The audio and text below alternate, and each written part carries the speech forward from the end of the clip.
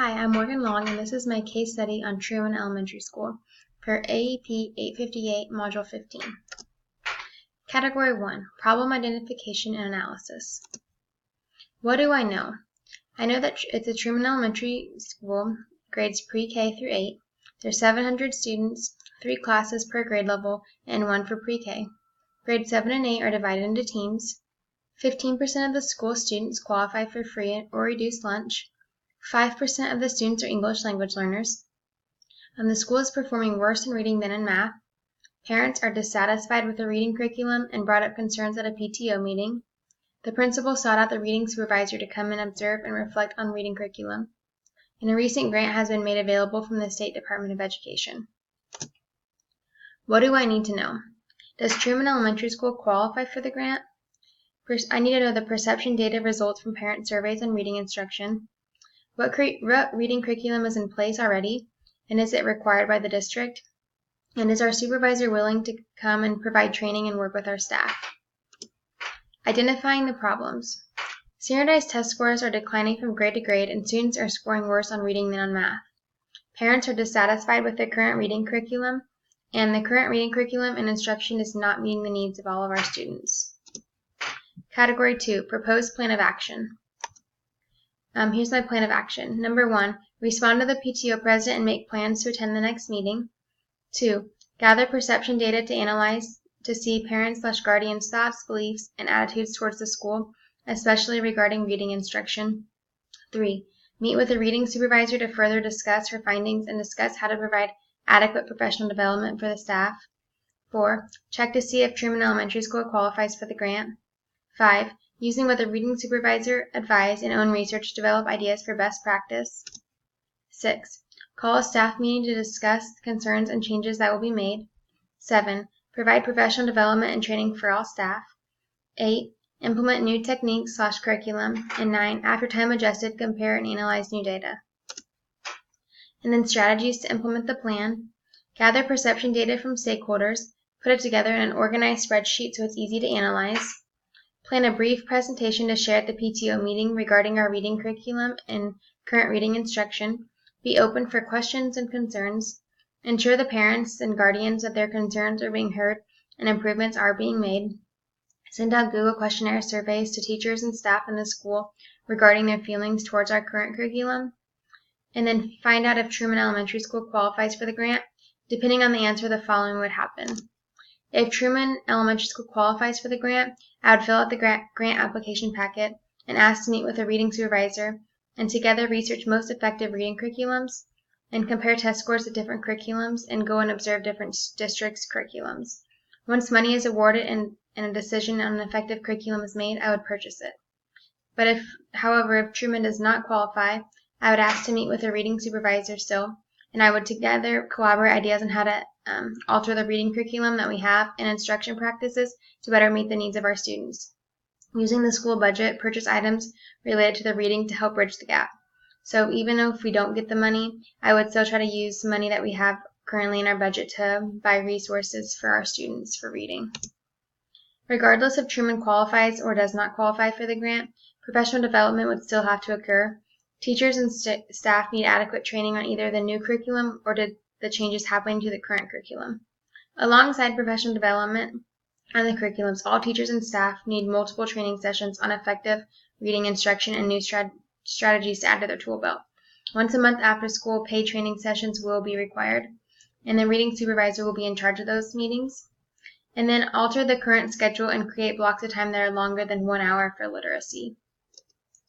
Start implementing new curriculum and effective practices of reading instruction as soon as possible.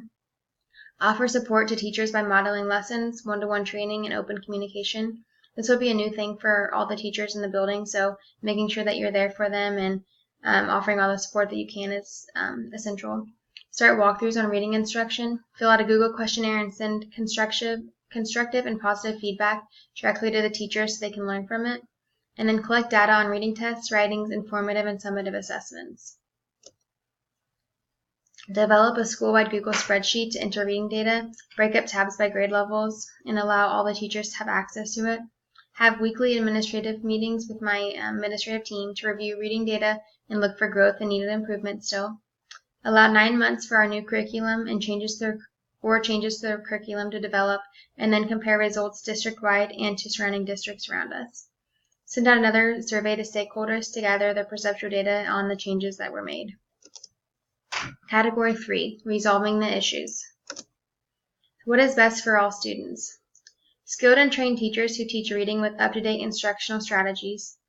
Teachers and administration who are working together with a shared vision and goal to achieve success.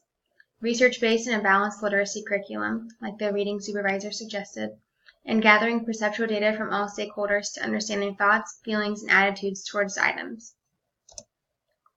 Resolution of the problem, and then these are facts from the case. So a quote from Mary Sarkozy, the PTO president. A lot of parents are saying that we're not teaching reading anymore in Truman. There's no spelling program and the teachers don't correct our kids' spelling mistakes when they make them. When we tell our children to sound out words, they say the teacher told them not to do that. So then addressing parent concerns at the PTO meeting and providing a brief presentation of the current reading instruction taking place will be helpful for that. Inviting questions and concerns and ensuring changes that are being made will help parents feel heard and valued. Continually asking and taking perception data will promote success for the school. A quote from the reading supervisor. Curriculum standards need to be revised to include balanced attention to phonemic and phonetic skills, reading comprehension, and integrated reading and writing. Also, 1 hour a day of language arts instructional is inadequate. Replacing or revising the curriculum is essential for us. Providing training to all staff on new instructional strategies will help create a balanced approach to literacy. Also, reconstructing the schedule and creating more time for literacy will help benefit the students. Another quote from the reading supervisor. This will require a comprehensive professional development program for your staff. For some, this will be a major shift in teaching, and others are well on their way. For those whom the shift is major, extensive support will be needed. And then providing adequate training for our staff on changes to be made to the curriculum as necessary. There will be a major change to the reading section of the day, so offering support will be beneficial. Giving constructive and positive feedback through walkthroughs will help teachers improve. Category 4, debrief of the problem. My thoughts. As I was doing this case study, I thought it was interesting that there wasn't already a reading coach in place at the school. I figured the district was big enough so that there would already be a reading coach. I also thought it is crucial that teachers get adequate trainings and professional development on reading instruction. My feelings. Going through this case study, I felt pressure and anxiety having to make decisions and be the leader of the school. I felt the weight and success of my school was on my shoulders. I also felt that there should have already been a plan in place because of the dwindling assessment scores. And then my values. Within this case, I was valuing creating a successful environment for all students, giving students the best instruction that we can. Also, I was valuing relationships with parents and other stakeholders and letting their voices and concerns be heard. Unresolved issues still. Did Truman Elementary School qualify for the grant? Is the curriculum district-wide? Does the new curriculum or updated curriculum improve the student reading scores? How did the teachers respond to the changes?